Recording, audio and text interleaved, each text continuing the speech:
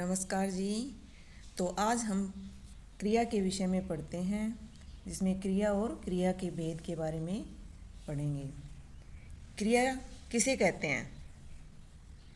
जिन शब्दों से किसी कार्य के करने या होने या स्थिति का बोध हो, उसे हम क्रिया कहते हैं।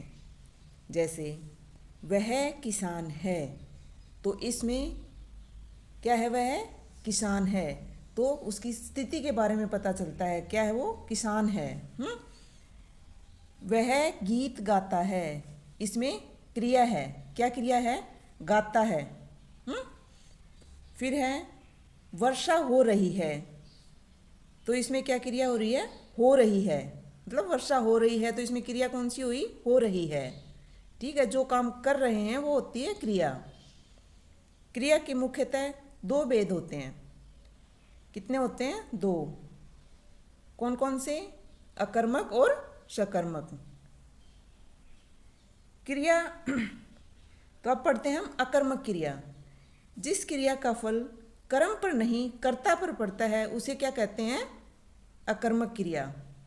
दूसरे शब्दों में अकर्मक क्रिया में किसी कर्म की आवश्यकता नहीं होती है। जैसे मोर नाचता है, मोहन हंसता है, तो इनमें क्या है? नाचना और हंसना क्रिया है, किसी कर्म की इसमें कोई कर्म नहीं है। ये क्या है? दोनों नाचना और हंसना क्रिया हैं, तो इसमें कर्म की आवश्यकता नहीं होती है। वे सीधे सीधे अपने कर्ता पदों से ही संबंधित होते हैं। जैसे नाचने और हंसने का आधार क्रमशः मोर और मोहन है। ठीक है।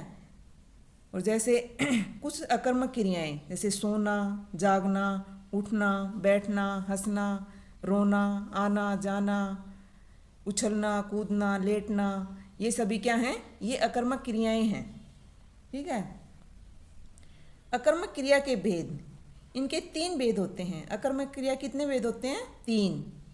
जैसे अवस्था बोधक पूर्ण अकर्मक क्रियाएं, यह क्रिया स्थिर अवस्था में होती है तथा बिना पूरक या कर्म के ही पूर्ण अर्थ देती है। जैसे हे ईश्वर, तो इसमें क्या है? कोई कर्म नहीं है। शाम सो रहा है,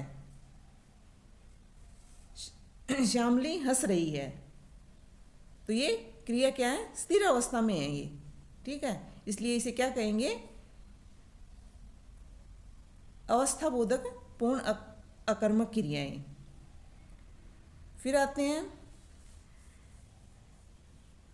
दूसरा, कौन सा है? अकर्मक क्रियाएं।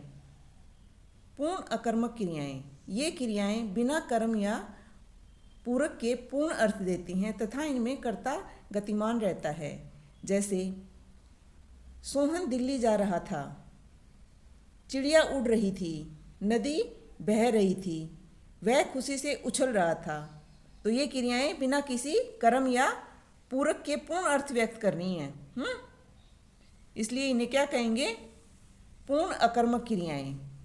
फिर तीसरी है अपूर्ण अकर्मक क्रिया। इन क्रियाओं में किसी कर्म की आवश्यकता नहीं होती है, परंतु किसी अन्य पूरक की आवश्यकता होती है। इसलिए इन्हें क्या कहते हैं? अपूर्ण अकर्मक क्रियाएं। अपूर्ण अकर्मक क्रिया में पूरक की आवश्यकता होती है और पूर्ण अकर्मक क्रिया में आवश्यकता नहीं होती है। जैसे मोहन स्वस्थ है, यहाँ स्वस्थ पूरक है क्रिया कर्मक है का प्रभाव सीधा कर्ता पर पड़ रहा है। जैसे बनना, निकलना, होना आदि ऐसी अपूर्ण कर्मक क्रियाएं हैं जो किसी न किसी पूरक की अपेक्षा रखती हैं। जैसे बनना, वह डॉक्टर बनेगा, होना, वह बीमार हो गया, निकला, जैसे वह चालाक निकला। तो इसमें पूरक क्या है? डॉक्टर, बीमार और चालाक, ये क्या है? पूरक हैं, तो इसमें पूरक की अपेक्षा रहती है। फिर दूसरा भेद आता है क्रिया का सकर्मक क्रिया। जिस क्रिया का फल कर्म पर पड़ता है तथा उसके प्रयोग से कर्म की अनिवार्यता बनी रहती है, उसे क्या कहते हैं? सकर्मक क्रिया। अर्थात इसमें कर्म की आवश्यकता होती है, उसे क्या कहते हैं? सकर्मक क्रिया। जैसे राम ने बेर खाए, यहाँ खाए क्रिया का प्रभाव बेर पर पड़ रहा है। बेर कर्म के बिना खाए क्रिया पूर्ण स्पष्ट अर्थ नहीं देती है, अतः खाए सकर्मक क्रिया है, जैसे अनुराग ने फल खरीदे। राम ने रावण को मारा। बच्चे सीरियल देख रहे हैं। वाक्यों में कर्म उपस्थित नहीं होता है, कुछ वाक्यों में कर्म उपस्थित नहीं होता है परंतु कर्म की आवश्यकता बनी रहती है, ऐसी क्रिया को सकर्मक क्रिया कहते हैं। जैसे राम पढ़ता है, सुमेधा खेल रही है। राम क्या पढ़ रहा है, सुमेधा क्या खेल रही है, ये आवश्यकताएं बनी हुई हैं, इसलिए कर्म के न होने पर भी ये सकर्मक क्रियाएं हैं, परंतु इनका प्रयोग अकर्मक क्रिया की भांति ही हुआ है। सकर्मक क्रिया के भेद अब जानते हैं सकर्मक क्रिया के भेद। जैसे पहला होता है इसका भेद पूर्ण एक कर्मक क्रियाएं। इन्हें पूर्ण एक कर्मक क्रियाएं इसलिए कहा जाता है क्योंकि ये कर्म के साथ जुड़कर पूरा अर्थ प्रदान करती हैं। यथा मनोरमा पुस्तक पढ़ रही है। इनमें पढ़ रही क्रिया के साथ पुस्तक कर्म जुड़ने से वांछित अर्थ प्रकट हो रहा है। एक ही कर्म के होने के कारण इन्हें एकर्मक अथवा पूर्ण अर्थ प्रदान करने में सक्षम होने के कारण इन्हें पूर्ण कहा जाता है। जैसे वाल्मीकि ने रामायण लिखी, मोहन ने टॉफी खरीदी, मोहिनी ने वीडियो फिल्म देखी, ममता बर्तन धो रही है, बहन खाना बना रही है, बंदर केले खा रहे हैं। तो इन वाक्यों में सभी क्रियाएं एक कर्म की उपेक्षा रखती हैं, इनके बिना ये वाक्य अधूरे रहते हैं। जैसे वाल्मीकि ने लिखी क्या, एक रामायण लिखी। तो इसमें कर्म की आवश्यकता हुई ना। मोहन ने खरीदी क्या, एक टॉफी खरीदी। मोहिनी ने देखी क्या, वीडियो फिल्म देखी। ममता धो रही है क्या, बर्तन। बहन बना रही है क्या, खाना। तो इनमें कर्म की आवश्यकता हुई ना, इसलिए इसे क्या कहेंगे, पूर्ण एकर्मक क्रियाएं। फिर दूसरा भेद आता है सकर्मक क्रिया का, पूर्ण द्विकर्मक क्रियाएं। जो क्रियाएं एक नहीं दो कर्मों के साथ प्रयुक्त होने पर पूर्ण अर्थ प्रदान करती हैं वे होती हैं द्विकर्मक क्रियाएं। जैसे कि मालिक ने नौकर को पानी दिया। इसमें दिया क्रिया के दो रूप हैं, नौकर सजीव और पानी निर्जीव। इसी तरह अन्य, माला ने मोहन को पुस्तक दी। मैंने अपने मित्र की भरपूर सहायता की। नौकर ने कुत्ते को दूध पिलाया। पिताजी ने हमें कुछ पैसे दिए। तो इन वाक्यों में प्रत्येक क्रिया में दो दो कर्म हैं। जैसे दी क्रिया के कर्म मोहन और पुस्तक हैं, और की क्रिया में कर्म कौन से हैं, मित्र और सहायता। फिर पिलाना क्रिया में कुत्ता और दूध। फिर दिए क्रिया में कर्म है हमें और पैसे। तो इनमें दो दो कर्म हैं, तो ये क्या हो गए, पूर्ण द्विकर्मक क्रियाएं। ठीक है, आया समझ में। अब आगे देखते हैं मुख्य कर्म और गौण कर्म।